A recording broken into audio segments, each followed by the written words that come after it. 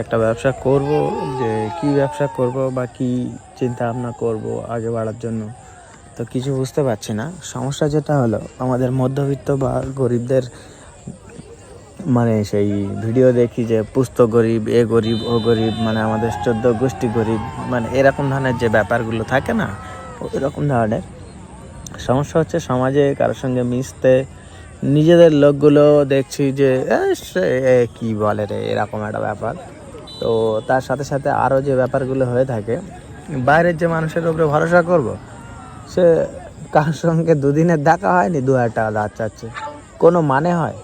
আরও এরকম ধরনের মানে প্রচুর, মানে যে সমস্যাগুলোর সম্মুখীন মানে আমরা হই, যে বিশ্বাসের জায়গাটা একদম নেই, প্রথম কথা। দ্বিতীয়ত, আমি অনেকজন বন্ধুবান্ধবদের সঙ্গে মিশি, যাদের বলি যে এটা করব, ওটা করব, হ্যান কারেঙ্গে ত্যাং কারেঙ্গে, এরকম ধরনের যে ব্যাপারটা থাকে, সেটা তো হচ্ছেই না, কোনো মতেই হচ্ছে না।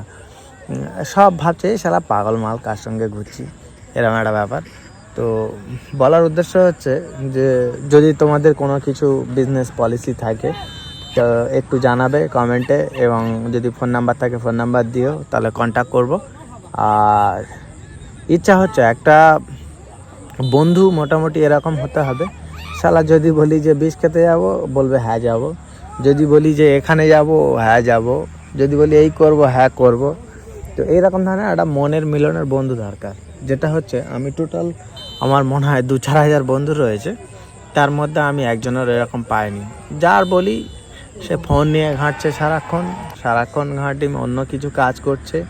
কিছুজন রয়েছে মানে ওই ডিগ্রি কোর্স করছে, কিছুজন রয়েছে তোমার যারা হচ্ছে মানে কি বলবো, ছোটোখাটো যে জব করবে, কম্পিউটার শিখছে, ইত্যাদি ইত্যাদি। বড় যে চিন্তাভাবনা, সেই বড় চিন্তাভাবনা সফল তো হওয়া এটা মুখের কথা নয়, তারপরেও স্বপ্ন দেখতে ক্ষতি কী। এবং আমার দেখা কয়েকটা বন্ধু আছে, বা ইউটিউবে দেখতে পাচ্ছি যে 0 থেকে শুরু করে এখন অনেক হাই লেভেলে গিয়েছে। তো বলার উদ্দেশ্য হচ্ছে এটাই, যে এরকম ধরনের পজিশান যদি কারোর হয়ে থাকে, তো ক্ষতি কী। তো সেই জন্য মানে আমি ভিডিওটা ছাড়ছি। যদি কেউ ক্লোজ বন্ধু হতে চাও, তো কমেন্টে জানাবে, ইত্যাদি।